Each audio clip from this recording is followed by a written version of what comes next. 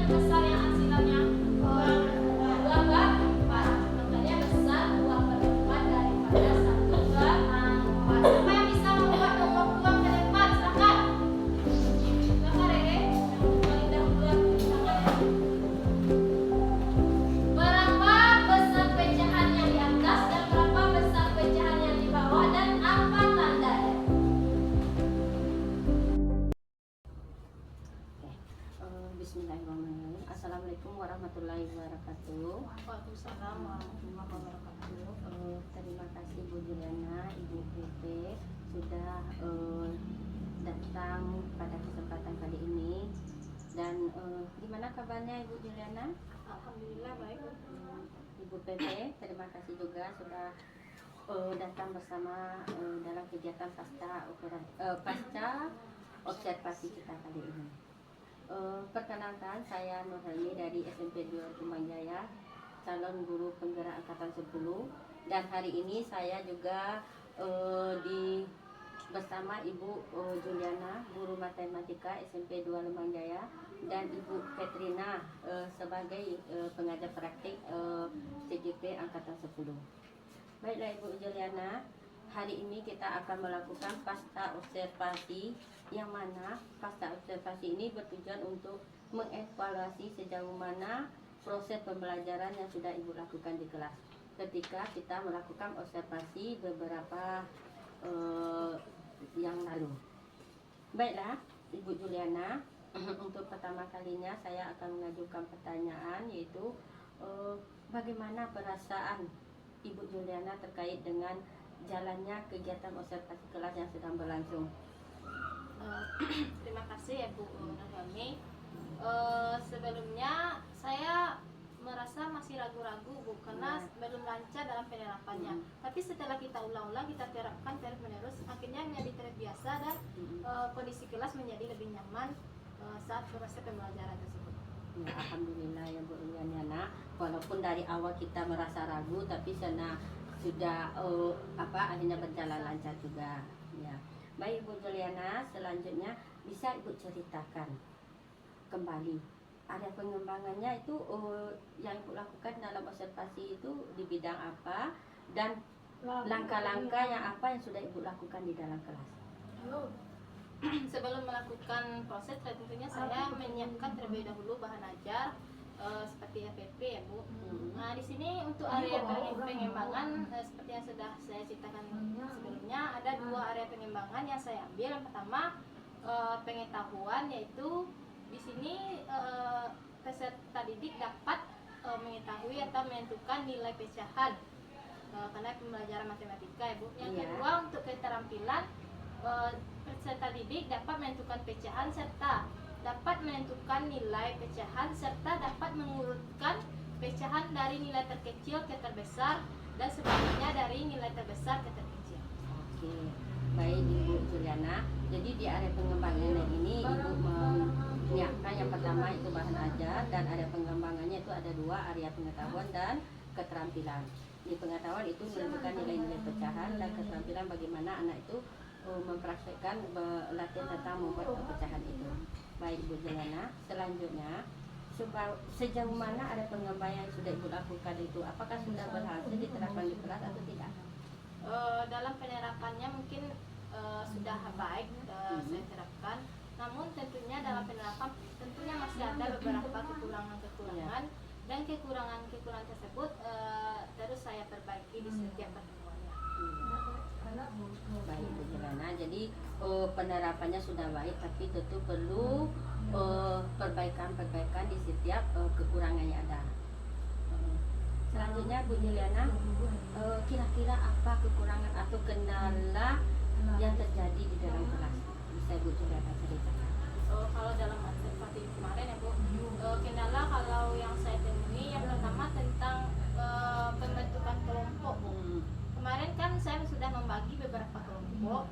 Ternyata di sana rata-rata di setiap anggota kelompok itu masih ada anak-anak yang enggan berdiskusi kelompok. Mereka lebih cenderung mengerjakan sendiri atau enggan bekerja sama dengan temannya. Jadi di situ saya agak menemukan kendala kurang aktifnya siswa tersebut dalam anggota kelompoknya.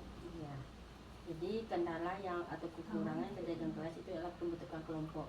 Ibu Juliana sudah membentuk kelompok, tapi masih ada juga siswa yang kurang aktif gitu. Baik Bu Juliana, mungkin untuk kedepannya bisa lebih aktif lagi ya Bu Juliana. Nah, kira-kira mengapa hal itu terjadi kira-kira? Mungkin kalau menurut saya yang penyebabnya pertama mungkin karena anggota dari kelompok mungkin terlalu banyak ya Bu. Ada yang 8 atau 7 satu kelompok. ribut, ada yang cenderung tidak mau saja mengerjakan karena temannya lain sudah mengerjakan terlebih dahulu. Itu mungkin menurut saya kendala yang pertama. Yang kedua, saya membentuk kelompok tersebut berdasarkan absen saja atau tidak mempertimbangkan salah satunya, sehingga tidak menemukan teman yang satu tujuan atau satu ide dengan mereka gitu. Jadi kekurangannya mungkin terjadi itu karena pembentukan kelompoknya, yaitu anggota kelompoknya terlalu banyak ya Bu Juliana. Terus selanjutnya karena anggota kelompok itu berdasarkan absen. Seharusnya bisa juga pembentuk kelompok itu berdasarkan gaya belajar atau gimana gitu ya Bu Juliana. Jadi mungkin itu kendalanya kenapa hal itu terjadi ya Bu Juliana. Nah, untuk kedepannya apa rencana Bu Juliana supaya hal itu tidak terjadi lagi? Mungkin saya kedepannya seperti Ibu telah jelaskan tadi, mungkin saya akan membentuk kelompok berdasarkan contohnya gaya belajar. Saya mengelompokkan siswa yang minat audio, visual, dan kinestetik. Jadi mereka telah menemukan teman-temannya sendiri yang sesuai dengan minat dan bakatnya, sehingga akan mudah terlaksana proses kelompok tersebut dengan baik. Alhamdulillah, mungkin itu rencana kedepannya Bu Juliana. Mudah-mudahan apa yang Ibu Juliana rencana itu dapat terrealisasi dengan baik. Nah, kira-kira kapan perubahan itu akan Ibu Juliana lakukan? Mungkin waktunya belum pasti, tapi untuk selanjutnya saya apabila saya membentuk kelompok kembali, mungkin akan saya terapkan rencana yang telah saya rencanakan tadi dengan baik. Nah, baik Bu Juliana, mudah-mudahan itu bisa terlaksana dengan baik dan untuk kedepannya hasilnya lebih baik lagi. Dan baik Bu Juliana, itu percakapan pasca observasi kita kali ini. Mungkin ada umpan balik dari Ibu Petriana terkait dengan hal ini, kegiatan yang kami lakukan ini. Oke, terima kasih ya Pak sudah mempraktekkan coaching. Nah, tadi pertama coachingnya sudah berjalan, di mana ada komunikasi dua arah antara coach dan coachee itu dengan baik. Chemistry-nya udah dapat. Kita coba lihat dulu prinsip coaching. Pertama kemitraan. Tadi kan tujuan pengembangan itu sudah dijelaskan oleh coaching. Kemudian nampak juga bahwa antaranya itu betul-betul coach itu tidak terjebak sebagai pemberi nasihat. Ya, dia menggali informasi dengan pertanyaan-pertanyaan yang luput terhadap coaching, sehingga coaching menemukan solusi dari masalahnya. Kemudian proses kreatifnya tadi bilang sudah dua arah, tidak ada yang mendominasi. Coachnya juga tidak mendominasi. Kemudian tadi coach juga mendengarkan dengan baik, kemudian juga mengulang dengan kalimat yang lebih sederhana kalau rapor dari coaching. Kemudian pertanyaan yang digunakan juga sudah merupakan pertanyaan yang menggali. Kemudian memaksimalkan potensi coaching. Percakapan itu menghasilkan tindak lanjut dan konkret kan, tadi kapan mau dilakukan, apa yang mau dilakukan, siapa yang bisa bantu, gitu kan. Kemudian tindak lanjut itu berasal dari coaching, bukan dari coach. Nah, berikutnya satu lagi yang kurang, harusnya ditutup dengan kesimpulan. Oh ya, kesimpulan itu dari coaching. Mungkin kita lanjutkan dengan kesimpulan. Terima kasih Bu Petriana. Baik Ibu Juliana, mungkin pasca observasi kita hari ini sudah berjalan dengan baik. Nah, mungkin apa yang bisa Ibu ambil dari apa yang kita lakukan hari ini? Dari pasca observasi ini saya dapat mengambil kesimpulan. Saya menemukan ide-ide baru bagaimana cara mengelompokkan siswa tersebut supaya mereka aktif dalam pembelajarannya, karena saya memikirkan bahwa dengan mengelompokkan berdasarkan audio, visual, kinestetik tersebut mungkin akan lebih baik daripada cara saya mengelompokkan seperti kelompok sebelumnya. Alhamdulillah itu kesimpulan kita bersama hari ini. diharapkan kedepannya akan lebih mengelompokkan lagi berdasarkan gaya belajarnya.